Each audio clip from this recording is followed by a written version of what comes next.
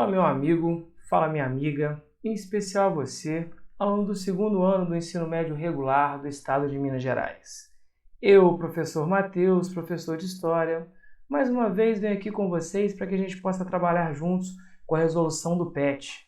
Estamos chegando aí à terceira semana do módulo 2, do volume 2, correspondente ao segundo bimestre.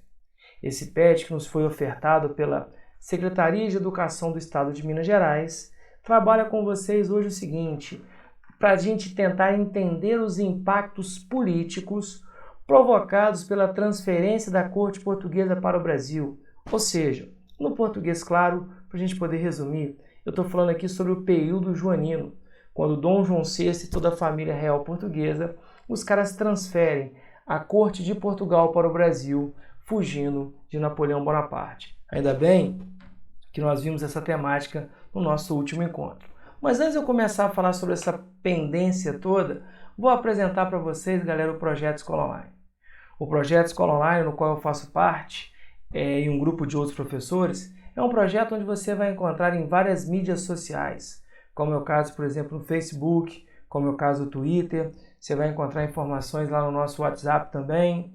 Você que quiser informação, eu vejo muita gente procurando no YouTube respostas sobre quando serão postadas as aulas. Galera, acompanhe o nosso Instagram, porque além de você ter o cronograma das atividades, das postagens, você tem muita informação bacana. Falei no YouTube, você que está aqui no YouTube, aproveita, hein? Você que ainda não se inscreveu, vai lá, se inscreva, ativa as notificações, dê o seu like, porque isso nos ajuda. Temos novidade bacana para vocês agora, quando a gente começa a criar os podcasts. Você vai encontrar no Spotify lá a ideia do Escola Online, que é importante também para a gente poder trabalhar. Se às vezes está com tempo, corrido, quer ouvir, tem informação bacana. Concluímos aí embaixo, você está vendo, gente, a nossa plataforma. Quer conhecer? Vai lá, www.plataformaescolaonline.com.br.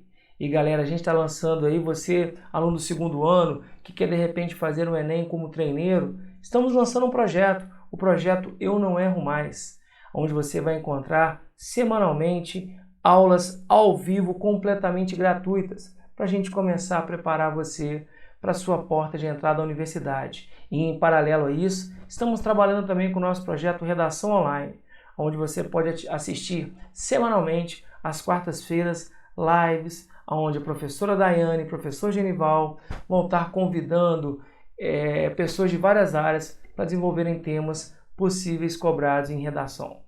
Beleza? Então você fala, nossa professora, é muita coisa. Mas é para você. É para você que a gente faz tudo isso. E antes de eu começar a falar sobre a vinda da família real, o que a gente faz sempre? Vem comigo, roda a vinheta.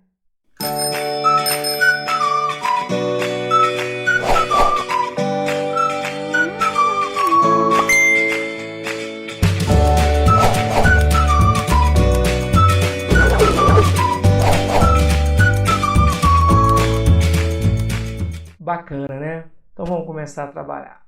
Show de bola, galera? Vamos lá, é o seguinte, semana 3, o que a gente está falando? Mudanças políticas provocadas pela permanência da corte portuguesa no Brasil. Galera, no português claro, estou falando aqui sobre o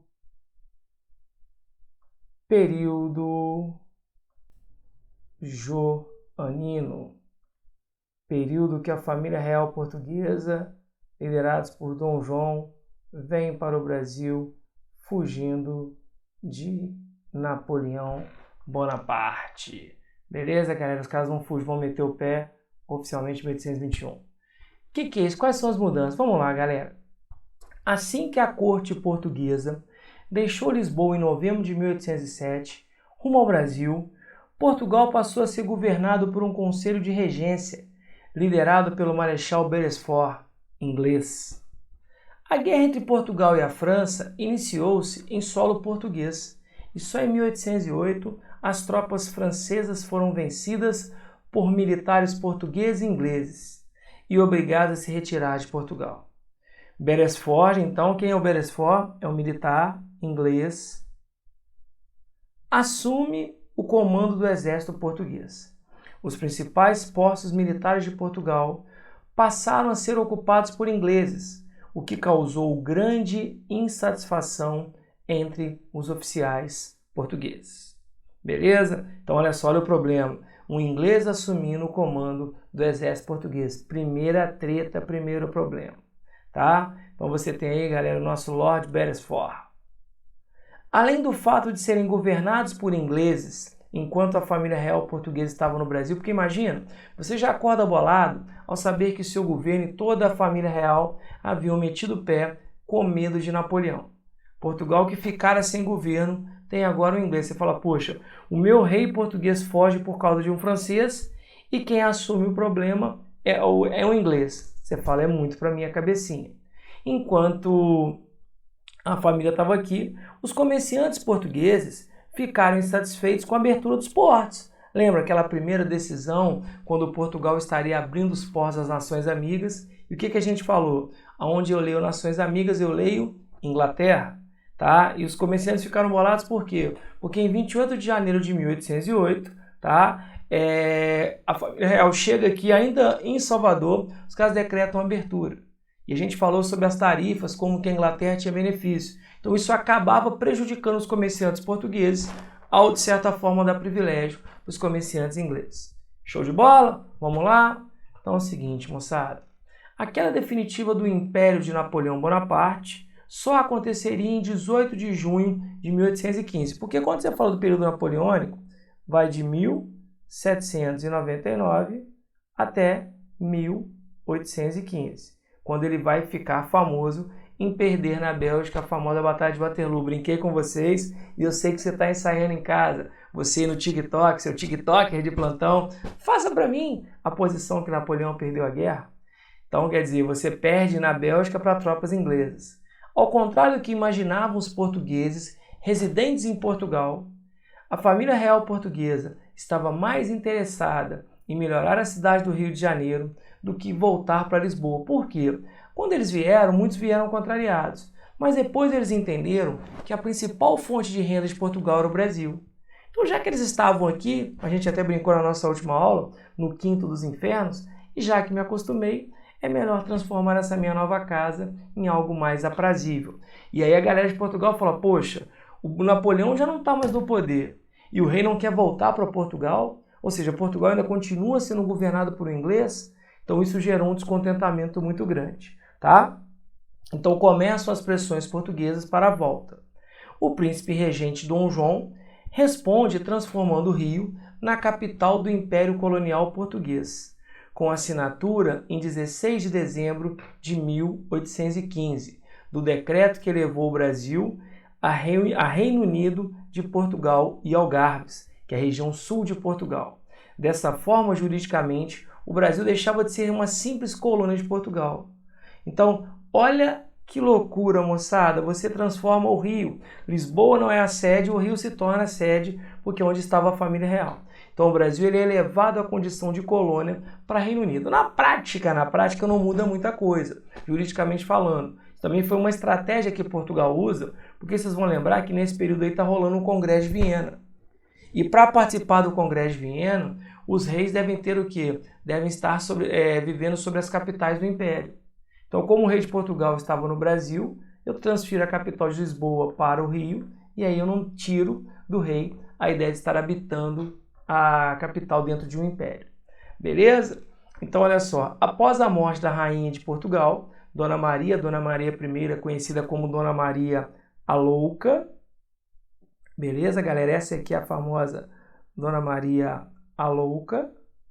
Tá? Em 1816, o príncipe regente Dom João torna-se rei. Com o nome de Dom João VI, em fevereiro de 1818, é coroado rei de Portugal, Brasil e Algarves. A gente fala do Reino Unido inglês, aí o Brasil já foi Reino Unido também. Então você tem aí, galera, o nosso Dom João VI, casado com Carlota Joaquina. Dizem que quando ficou no Brasil, chegava a comer 2 frangos assados por dia.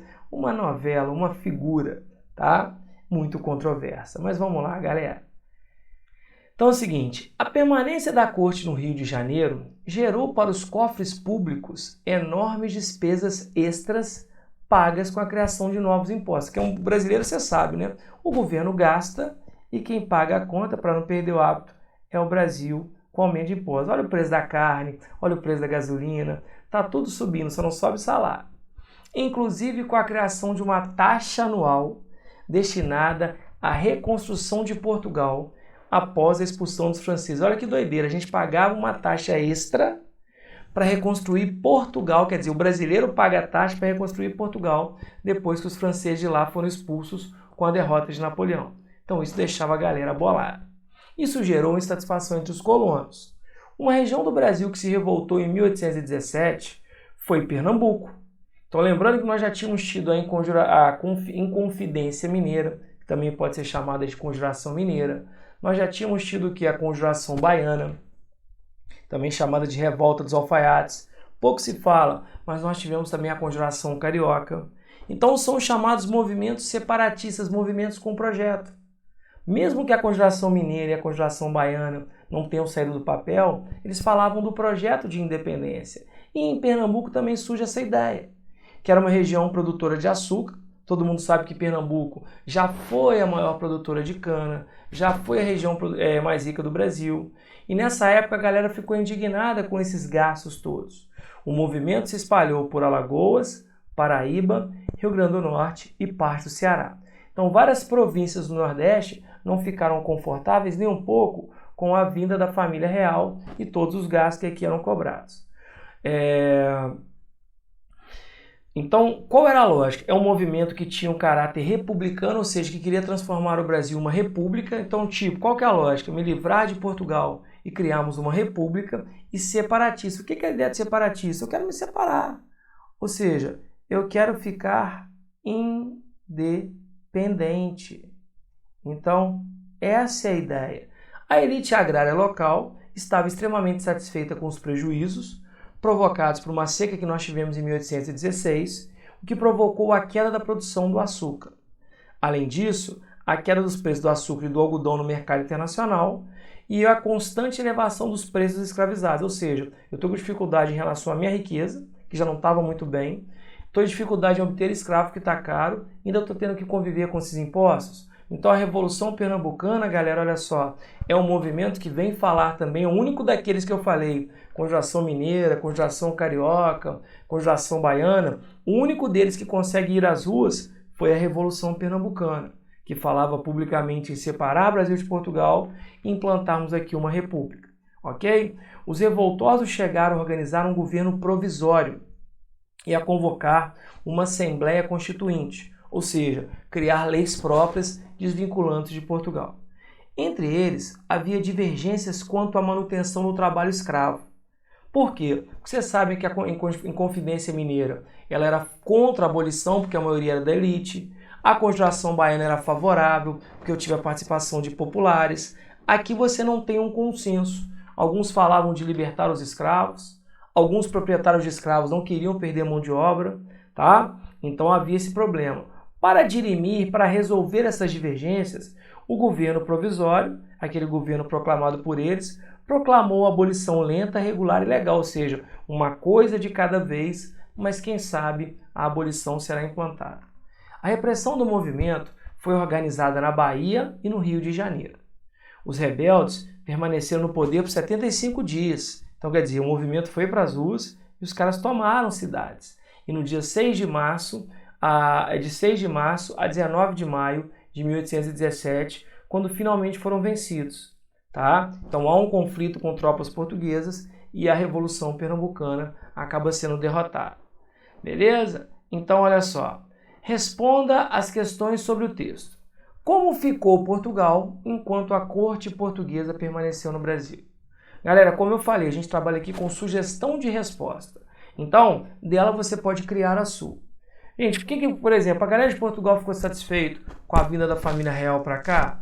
Gente, claro que não. Falamos por quê? Porque os militares estavam indignados, porque a Inglaterra estava ocupando cargos mais importantes, beleza? Os comerciantes não estavam muito satisfeitos, por causa do que? Permanência. Nossa, o professor Gui cometeu uns errinhos aqui, olha que coisa feia, professor. O professor também cansa, dá um desconto. Então, galera, vejam, os comerciantes estavam indignados. Por quê? Pela abertura dos portos. Eu posso falar também que os militares não estavam satisfeitos. Por quê? porque de certa forma estavam tendo seus postos ocupados por militares ingleses. E a população ainda fica mais indignada porque estou sendo governado por um inglês enquanto meu rei está fora. Então, como eu falei, galera, a sensação que eu tenho aqui é uma sensação de insatisfação. Perfeito, galera? A ideia de insatisfação. Essa é a grande lógica que aqui é colocada. Show de bola? Quais as consequências para o Brasil e para Portugal provocadas pela elevação do Brasil à condição de Reino Unido de Portugal e Algarves em 16 de dezembro de 1815? Então, como eu falei, galera, para o Brasil, juridicamente, o Brasil deixa de ser colônia, tá? Na prática não muda muita coisa, mas dá à população aquela sensação de que eu estou melhor. Show de bola? Agora, por outro lado, para Portugal, o que você vai fazer? Você vai dar a Portugal o direito, como eu falei para vocês, de como nessa época a gente está tendo aqui o que eles chamam do... Muita gente já deve ter estudado sobre isso, sobre o tal Congresso de Viena, que foi uma reunião entre as principais potências europeias para discutir como que ficaria, galera, olha só, a Europa sem Napoleão. Então Portugal queria ter uma participação ativa, mas para isso eu tinha que ter o rei, o imperador vivendo na sede do império. Então era uma forma de dar a Portugal voz ativa. Então o que eu coloquei para vocês? Olha só, mesmo ainda não sendo considerado independente, a elevação do Brasil à condição de Reino Unido de Portugal e Algarves, como a gente está vendo em 16 de dezembro de 1815, daria ao Brasil juridicamente uma maior autonomia. Só que na prática, como eu falei, eu continuo sendo governado por um português, tá?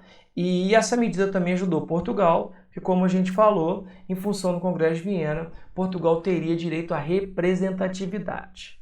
Show de bola? Então você percebe o seguinte, que algumas mudanças estruturais estão acontecendo, nos dando coragem para articular a nossa independência, tá? Vamos lá, galera. Questão aqui de número 3. O que foi a Revolução Pernambucana de 1817? Acabamos de falar, né? Então o que eu falei para vocês aqui? Olha, uma sugestão.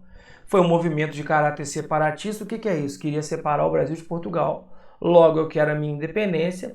E assim que isso viesse a ocorrer, que se tivesse ocorrido, queríamos aqui implantar uma república, um sistema onde todos podiam participar. Tá? É um movimento que, como a gente viu, foi incentivado pela permanência da corte portuguesa, que havia fugido, e quanto mais tempo eles aqui ficavam, maior eram os gastos e, consequentemente, repito, o governo gasta e a gente paga com imposto. Show? Então vamos lá, galera? Então segue aqui, ó. O que finalmente provocou a volta de Dom João VI e de parte da corte para Portugal? A famosa Revolução Liberal do Porto. Então o que é isso, galera? Por que Dom João teve que voltar? Galera, vamos lembrar que depois da vinda da família real para o Brasil, Portugal ficou sendo governado pelos ingleses, acabamos de falar, pelo Lord Beresford. Isso causava enorme insatisfação entre os militares portugueses. Nobres e grandes comerciantes que haviam permanecido em Portugal passaram a achar que esse país tornou-se secundário para a família real. Havia aquela ideia de que eles estavam dando muito mais valor ao Brasil do que Portugal. Lembrando que o Brasil era a principal colônia e a parte que sustentava a metrópole. Então eu já estou na sede financeira. Em agosto de 1820, isso chegou no limite. Na cidade do Porto, tá? Litoral norte de Portugal, por isso Revolução Liberal do Porto, iniciou-se um movimento revolucionário que exigia, olha o que os caras queriam. Gente, pela regra, o lugar do rei de Portugal é em Portugal, não é no Brasil. Então eles falavam da volta do rei de Portugal e convocaram uma Assembleia Constituinte para que eles pudessem mudar a Constituição e Portugal deixar de ser uma monarquia absolutista.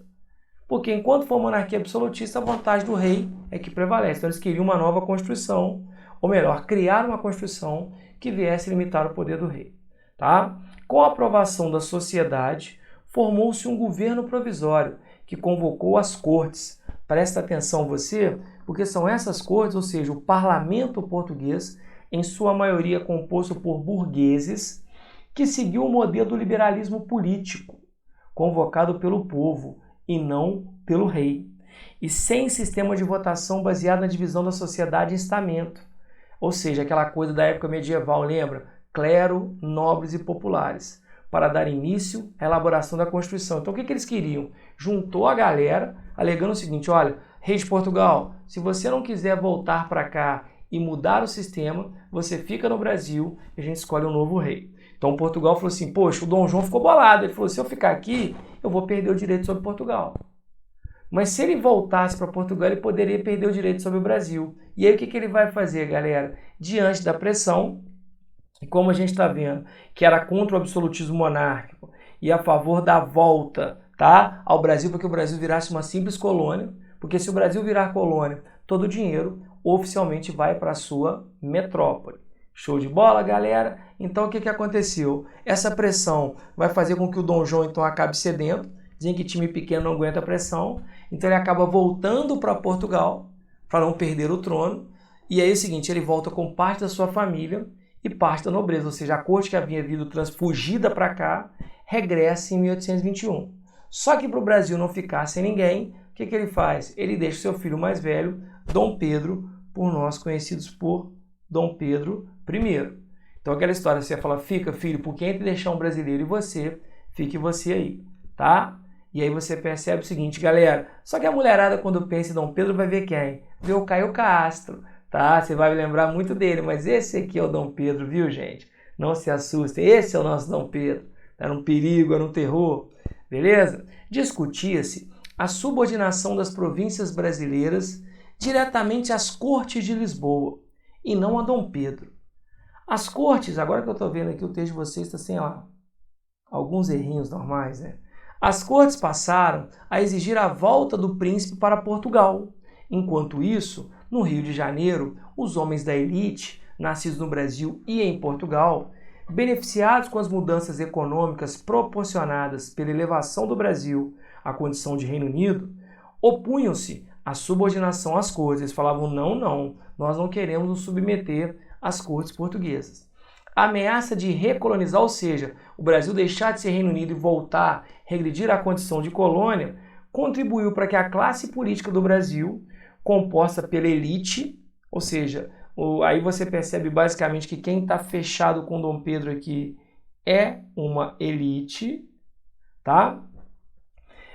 Percebesse que o caminho seria a ruptura definitiva com Portugal e que você se unisse a Dom Pedro I para apoiá-lo para ser o governante após a independência, tá? Então aí é aquela história. Alguns queriam que Dom Pedro ficasse, essa elite, principalmente membros do Partido Brasileiro, enquanto membros do Partido Português, que falavam não, que a ideia do Dom Pedro é se submeter às cortes, falavam para ele voltar. No dia 9 de janeiro de 1822, Dom Pedro recebe um abaixo-assinado com 8.000 assinaturas pedindo que ele ficasse no Brasil.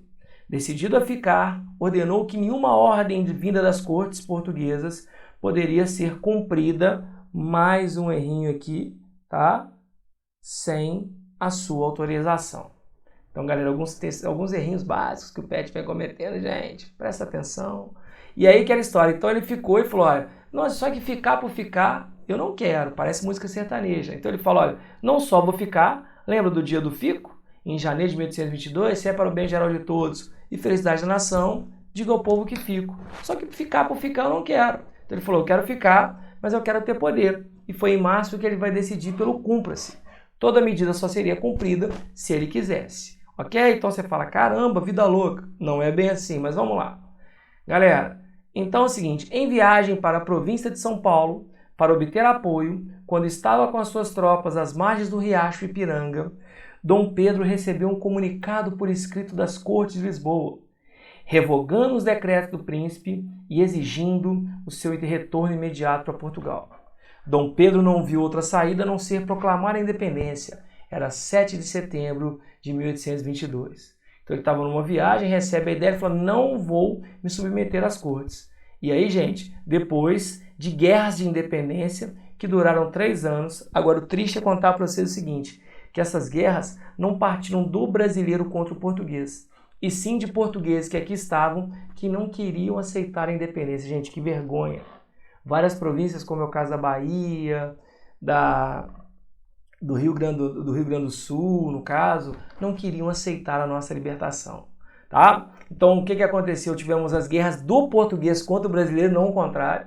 Portugal falou, então tá, você quer independência? Só que eu preciso de uma recompensa. Então, Portugal exige o quê? 2 milhões de libras, ou seja, tá? Então, falou assim, ó, quem que era o rei de Portugal? Dom João. No caso, Dom João VI. O que ele é, galera? Pai do Dom Pedro. Falou assim, ó, quer ficar independente? Paga. Aí o que o Brasil faz? Para não deixar a coisa que esfriar, pega 2 milhões de libras com a Inglaterra para pagar a independência a Portugal. Você liberta o Brasil politicamente. Agora é engraçado você libertar o Brasil com o português e assume uma dívida com a Inglaterra. Então, se você amanhã não deixar nada para o seu herdeiro, dívida ele já tem de long time. Beleza, galera? Observe essas duas representações do chamado Grito do Ipiranga em 7 de setembro de 1822. Nós temos a primeira aqui, a imagem do Pedro Américo, famosíssima, tá? Vejam lá a figura de Dom Pedro, aquele lado todo heróico, tá? E aqui uma imagem, eu tô junto com ela aí, galera, mas a imagem do Morro, tá? Do francês também. Então olha que coisa curiosa, a figura central, vejam Dom Pedro como o centro, a ideia de festividade, o povo, mas gente, reza a lenda que o povo não tinha noção de nada, para variar, não é? Então vamos lá, galera, o que está acontecendo? Bom, descreva no espaço abaixo uma comparação das duas imagens, levando em conta a ideia de que cada artista quis retratar da figura de Dom Pedro I. O que a gente percebe nas duas? Galera, volta comigo aqui, ó. Tá? Você tenta criar na figura de Dom Pedro a ideia do centro, então ele é a figura central, e aí você tem aquele que engloba, aquele que incorpora, aquele que agrega, que reúne vários segmentos. Então o que eu coloquei para vocês aqui? Olha só, gente. Tanto na pintura do Pedro Américo, né, que é o Independência ou Morte, quanto a outra pintura, que é a Proclamação da Independência, do François-René Moreau, tá? Os dois colocam Dom Pedro como figura central. E principalmente criando aquela ideia de proximidade ao povo, e que muita gente discorda, porque você tenta construir a ideia do herói nacional, mas aí vem aquela dúvida, pensa, como assim herói se a gente está brigando com Portugal e o nosso herói é português? E detalhe, o Brasil consegue a proeza de ficar independente, não só mantendo o português, mas mantendo monarquia. O Brasil paga 2 milhões a Portugal, o filho paga ao pai. Então, quer dizer, isso a gente vai discutir muito pela frente, mas é bom para você começar a se atentar para esse detalhe que pode te ajudar. Beleza? Então, galera, olha só, trocamos uma ideia de um assunto que eu acho fundamental. Galera, conheçam lá o nosso projeto, quem quiser, projeto Eu Não Erro Mais, projeto Enem, temos o projeto Redação. Você aí, galera, que realmente tá com a gente, aproveita, deixa o seu... E aí, galera, no que precisar, tamo junto. Fiquem com Deus. Até a próxima.